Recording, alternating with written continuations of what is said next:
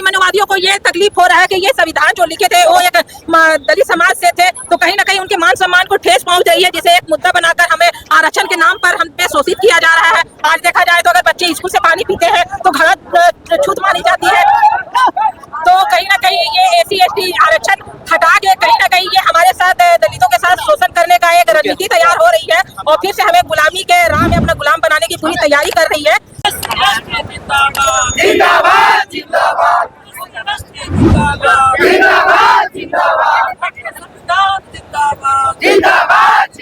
Virendra sir, आप चूंकि Bhim army के प्रदेश सचिव हैं, तो इस बंदी के पीछे कारण क्या है सर?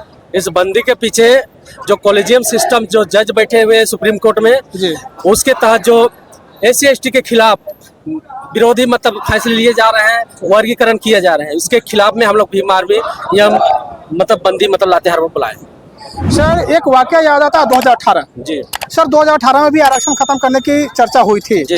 तो उसमें 2 अप्रैल 2018 को बंदी हुआ था।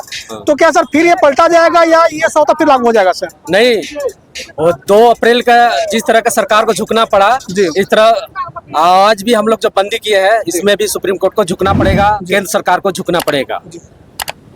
सर एक लेटरल सिस्टम भी है, अभी फिलहाल सरकार कल वापस ले ली है कि नहीं हम आरक्षण का सम्मान करते हैं, ये सिस्टम के खिलाफ इसलिए इसको वापस ले रहे हैं। तो सर ये लेटरल एंट्री से भी IAS तो बहाल हो रहे हैं सर?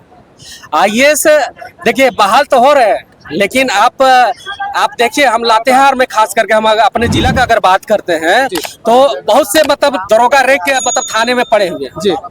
बहुत से लोग ब्लॉक स्तर पे पड़े हुए हैं लेकिन उनको पोस्टिंग नहीं मिलता, ना मतलब स्थान मिलता है। आप इसको कैसे मतलब आप कहिएगा कि मतलब वो अधिकारी तो बन जा रहे हैं लेकिन उनको मतलब पावर का मतलब इस्तेमाल करने का मौका नहीं मिल रहा है। बहुत से लोग को इस्तेमाल करने का मौका मिल रहा है जो मतलब दलित आदिवासी या मैंडेटरी OBC को मतलब हमेशा टारगेट करे, बहुत से लोगों को मतलब कुछ विशेष कैटेगरी के लोग द्वारा मतलब किया जा रहा है। आरक्षण वर्गीकरण जो अभी सुप्रीम कोर्ट द्वारा हुआ है, कहीं ना कहीं ये आरक्षण खत्म करने का ये शुरुआत तो नहीं है? हाँ, ये तो स्टार्टिंग जब से 2014 से बनी है मोदी सरकार, उसके ही खास लोग मतलब सुप्रीम कोर्ट में बैठ गए हैं। इसके वजह से जब से मतलब मोदी सरकार बैठी है तब से लगातार मतलब SC/ST का कभी 2 अप्रैल देख लीजिए, आज हम लोग देख लीजिए, आज इतने कड़ी धूप पे हम लोग यहाँ पे मतलब पूरे भारत में बंदी है, हम लोग आज लातेहार में खड़े हैं बंदी के लेके। इसी वर्गीकरण को लेकर कुछ विशेष लोग हैं, जब तक उनको मतलब अपना स्थिति नहीं सुधार करते हैं तब तक SC/ST OBC माइनॉरिटी हमेशा मतलब झेलते रहेंगे। मैडम आप अपना परिचय बताएं। मेरा परिचय है, मेरा नाम अनीता देवी, भीम आर्मी जिला अध्यक्ष महिला मोर्चा लातेहार।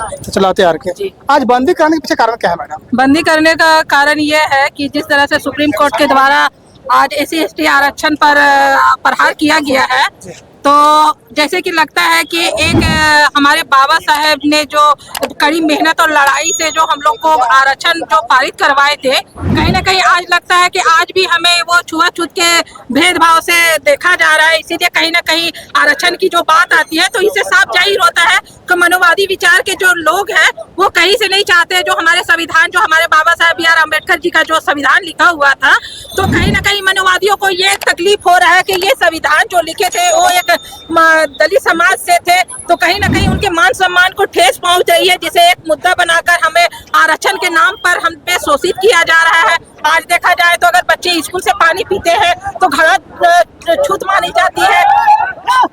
तो कहीं ना कहीं ये SC/ST आरक्षण हटा के कहीं ना कहीं ये हमारे साथ दलितों के साथ शोषण करने का एक रणनीति तैयार हो रही है और फिर से हमें गुलामी के राह में अपना गुलाम बनाने की पूरी तैयारी कर रही है। लेकिन हम ये कहते हैं कि आज की जो हमारी SC/ST एकता जो है वो अभी जागरूक हो गई है, अपने हक अधिकार के लिए अपनी आखिरी सांस तक लड़ेगी और सरकार से अपनी मांगे पूरी करवाएगी। इसके लिए SC/ST अपनी जान की भी कुर्बानी देना पड़े तो हमारे बाबा साहेब ने जो अपने जान की आहुति देके, अपने परिवार की आहुति देके आज हमें आरक्षण का एक आधार दिए थे। इस आरक्षण पर जो आना चाहिए, इसके लिए हमारे पूरे मूल निवासी हैं जो एकता बन के आज खड़े हुए हैं और हम अपनी मांगों को लेकर है कि हमारे आरक्षण से छेड़छाड़ न करें, क्योंकि देखिए ये शुरुआत अगर उन लोगों ने किया है आरक्षण को छेड़छाड़ करने का, तो मैं ये भी ऐलान करना चाहती हूँ कि हम अम्बेडकरवादी हैं और हमारे SC/ST जो है मूल निवासी हैं वो अभी जागरूक हो गए हैं और जनता जनार्दन से बढ़ के कोई भी एक्ट या कोई भी सरकार नहीं बनती अगर आज हमारे प्रधानमंत्री, मुख्यमंत्री अगर केंद्र सरकार या झारखंड सरकार बैठी हुई है तो कहीं ना कहीं ये जन आधार का बल से ही बैठी हुई है।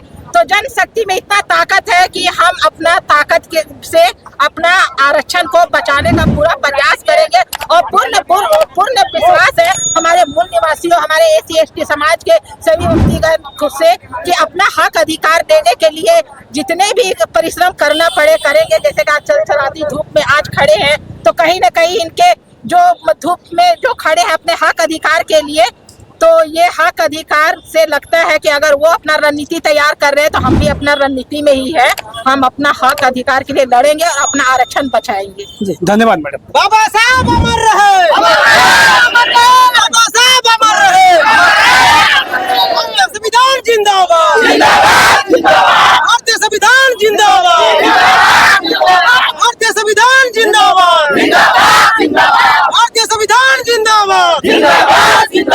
वापस करो। सर ये बंदी करने के पीछे कारण क्या है सर? हम एक लोकतांत्रिक देश में रहते हैं और हर देश के पीछे एक कानून रहता है और उस कानून के अंतर्गत हम लोग चलते हैं। अब कानून में ही छेड़छाड़ हो तो ये हम लोग बर्दाश्त नहीं करेंगे। और खासकर ST SC OBC का जो आरक्षण का मामला चल रहा है पूरे भारतवर्ष में, और हम लोग के साथ ये जो आरक्षण के मामले में जो छेड़छाड़ किया जा रहा है, इसीलिए पूरे भारत में लोग उबाल पर हैं, आक्रोश में हैं। इसीलिए आज का बंदी का आह्वान किया गया है और 100% ये बंदी सफल रहा है। सर क्या लगता है आपको कि बंदी के बाद सुप्रीम कोर्ट का फैसला वापस होगा क्या? देखिए भाई साहब, कानून बनाता है सांसद, ये तो हम नहीं जानते हैं कि कानून बनाता है सुप्रीम कोर्ट जी।